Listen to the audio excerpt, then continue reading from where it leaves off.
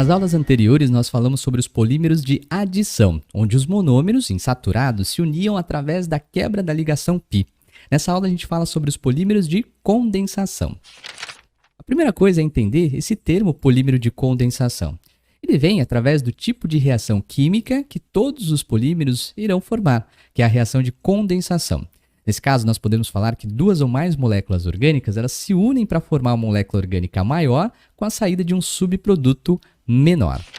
Nós já vimos algumas reações de condensação, talvez não classificamos dessa forma, mas você conhece. Por exemplo, uma desidratação intermolecular de alcoóis em presença de ácido sulfúrico sob baixa temperatura. Nós vamos ter a formação ali de um éter, oxigênio entre átomos de carbono, com a saída de uma molécula de água. Então, duas moléculas orgânicas se juntaram para formar uma orgânica maior, que é a junção das duas primeiras, e um subproduto pequeno, H2O. Na reação de esterificação, ácido carboxílico mais álcool reagem para a formação do éster, molécula orgânica grande, junção das duas primeiras, com água como subproduto. Então, são reações classificadas como condensação. Legal. Se agora eu já entendo o que é o termo condensação, vamos ver quem são os polímeros, então, desse tipo. Olha lá. O primeiro caso é a baquelite, que forma os cabos das nossas panelas, muito resistente ao calor e também a choque aí mecânico, né? Os nossos polímeros, note que aqui nós temos dois polímeros diferentes entre si. Então, aqui, na verdade, os nossos monômeros são diferentes entre si, né? E é chamado, então, de processo de copolimerização. Quando os monômeros são diferentes entre si, eles formam copolímero. Lá nas aulas anteriores, nós vimos alguns copolímeros e vimos também os homopolímeros, que são formados por monômeros iguais entre si. Voltando aqui, então nós temos a reação entre o fenol e o metanal. Perceba que nós temos aqui, então, C com dupla OH, daí de um aldeído. E o fenol, nosso famoso fenol, a hidroxila pendurada diretamente no anel benzênico. A reação vai acontecer da seguinte maneira. O hidrogênio aqui de um dos fenóis começa a interagir com o oxigênio aqui do metanal. Aí surge um outro fenol e também o hidrogênio começa a interagir lá com o oxigênio para a formação de moléculas de água. H2O, né? H, aí OH, formação de H2O. E claro, através das valências livres que vão ficar, né? No carbono aqui ficam duas valências livres por conta da saída do oxigênio, uma valência livre aqui no fenol e no outro fenol também. Eles se conectam formando a nossa baquelite. E é um polímero de condensação, uma vez que as moléculas menores se juntaram para formar uma maior e a saída de uma molécula pequena, que é H2O. É claro que essa reação ocorre sob condições adequadas de pressão, temperatura e um catalisador. E nós vamos ter também N moléculas de cada um dos nossos monômeros, senão não há polímero. Nós temos que ter uma longa cadeia aí para o processo de polimerização.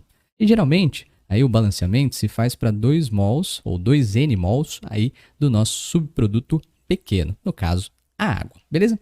Então essa é a reação da baquelite. Vamos ver um outro aqui, ó, o poliéster. E aqui tem coisa interessante, né? Porque se ele fala que é um poliéster, então a gente vai ter que lembrar da reação de esterificação. Ácido carboxílico mais álcool reage para a formação de éster mais água. Então deixa eu pegar aqui um ácido carboxílico genérico, só para a gente lembrar como que é a reação e ficar mais fácil da gente entender os poliésteres, né? Vou pegar aqui um álcool, vou colocar a hidroxila de frente para o ácido carboxílico, lembrando o ácido carboxílico, C com dupla OH. A reação ela é catalisada por meio ácido e nós vamos formar o nosso éster. A reação sempre se dá da mesma maneira. O grupo OH vem do ácido carboxílico, o hidrogênio aqui vem do álcool, né? E nós temos a saída HOH, a formação de moléculas de água. E as valências livres elas vão se juntar. Vou até destacar esse átomo de oxigênio aqui em azul para lembrar que esse oxigênio que fica na formação do éster, ele vem do álcool. Então nós temos R, C com dupla O, valência livre que ficou aqui pela saída do grupo OH. Aí nós temos o oxigênio, que se liga pela valência livre dele também, pela saída do hidrogênio. E nós temos aqui o R', com a saída, claro, de H2O, aguinha. Tá? C com dupla O, oxigênio entre átomos de carbono, éster o que ele é. Né? Então, nós temos a formação aqui de um éster, beleza? Então, todos os nossos poliésteres serão formados através dessa reação de esterificação. E uma dica, hein? Se a reação direta é uma esterificação, a inversa é uma hidrólise de éster. Porque também, se um éster pode ser hidrolisado, os poliésteres também. É uma dica importante porque tem várias questões que falam como é que a gente pode aí, por exemplo, reciclar os poliésteres, né? Vamos ver o poliéster mais famosão que a gente tem, ó. PET, certo? Síntese do PET. PET é famosão. Opa, porque nós temos ali ele encontrado nas garrafas plásticas, né? Note um detalhe importante. Se eu tenho que formar o PET, então a primeira coisa que é interessante a gente lembrar, o PET ele é um poliéster. Então coloque aí nas suas anotações. PET é um poliéster. E aí, lembrar que ele é um poliéster faz muito sentido, porque eu lembro que os monômeros precisam ser ácidos carboxílicos e alcoóis, né? E a diferença que nós temos aqui da baquelite, né, o do PET para a baquelite, é que o composto, os nossos monômeros, eles são bi ou difuncionalizados. Como assim? Eles têm duas vezes a mesma função orgânica. É como se ele tivesse dois engates, um para frente e um para trás, porque ele vai ter que se conectar N vezes com N moléculas diferentes, né? Imagina só, se eu tivesse só essa carboxila e só esse grupo H, eles iriam se conectar aqui, formando o éster, e essas pontas não teriam função. Como é que eles iam se conectar N vezes, né? N vezes porque a gente vai pegar N moléculas de cada um dos nossos monômeros. Lembrando de novo, aqui nós temos um copolímero. Como é que é a reação, então? Ácido tereftálico, que é o ácido para-benzeno-dioico. Por que para-benzeno-dioico? Porque as carboxilas encontram-se na posição 1,4, relativas aí do ânion aromático, que é chamado de posição para. Benzeno-dioico, porque nós temos duas carboxilas. E aqui nós temos o etileno glicol, o etano 1,2-diol, que é um álcool extremamente tóxico, né? Como é que é a reação? O grupo OH do ácido vai lá com o hidrogênio do álcool para a formação de água, que eu coloquei aqui, ó, aguinha. E nós vamos ter a saída de 2N de H2O, né? 2N de H2O, então saiu e formou justamente, ó, nessa parte, oxigênio e C com dupla O, entre átomos de carbono, formou o nosso éster, né? Então nós temos aqui a formação do nosso éster, tudo bem? E aí ele vai se repetindo N vezes. Pela repetição N vezes dessa estrutura, nós temos a formação do PET, do politereftalato de etileno, um poliéster. É claro que, né, como a gente havia dito anteriormente, a reação ela vai se dar aqui N vezes. Então vai sair esse hidrogênio para se conectar a um outro grupo OH de um outro ácido carboxílico. Qual outro ácido carboxílico? O ácido tereftálico, claro, né? Só vou colocar aqui para a gente não perder tempo no desenho. Então ele vai reagir aqui, sai molécula de água, e esse oxigênio que está aqui, ó, em vermelho, destacado, é justamente esse, que vai se ligar então aí a C com dupla O, se repete essa parte N vezes. E aqui a mesma coisa, ó, esse grupo OH vai lá interagir com o hidrogênio de uma molécula de um álcool, certo? Qual álcool? O etileno glicol, né? Tá aqui, interage lá, forma uma outra molécula de água, e é essa regiãozinha que nós temos aqui, ó, sobrou C com dupla O, né? Destacado em azul, claro, e aí ele vai se ligar N vezes. Então, a gente pode até colocar uns pontilhados aqui, porque ele vai, aí, claro, aumentar essa cadeia, beleza? Então, o nosso PET é um poliéster, formado pela reação do ácido tereftálico com o etileno glicol, beleza? Legal, vamos ver mais polímeros de condensação. Ó, nós temos agora as poliamidas. Assim como nós vimos os poliésteres, aqui a gente está falando de poliamida. E como é que é a reação que forma uma amida? Ah, pô, Igor, não lembro como é que forma a reação de amida. Tem uma dica sempre importante, né? Porque é muito mais comum a galera entender e lembrar das nossas proteínas por conta daquela ligação, que é a ligação peptídica, é isso mesmo. A ligação peptídica nada mais é que uma ligação amídica, que forma justamente uma amida. E como é que as proteínas são formadas? Bom, são formadas pela reação entre aí os aminoácidos. Os aminoácidos apresentam ácido carboxílico e grupo amino, né? Ah, é verdade. E como é que é uma reação entre dois aminoácidos? Carboxila de um, na amina do outro, saindo água. Aí, ó, saiu água, processo de condensação. Então, lembra da formação dos peptídeos ou das proteínas que leva à formação de amidas. E aí fica muito mais fácil de entender. Carboxila de um na amida do outro, saindo água. Então, tá lá, ó. Um ácido carboxílico, vou colocar aqui também genericamente, C com dupla O, OH, vai reagir com uma amina, lembrando lá que as aminas são derivadas da amônia, e aqui eu vou colocar uma amina primária. Lembra que quando nós temos apenas um grupo orgânico, a amina é considerada amina primária, né? E dá uma reação de equilíbrio químico. Esse processo também pode gerar uma hidrólise. Dica lá para quando a gente falar, olha, formei uma poliamida, será que dá para hidrolisá-la, né?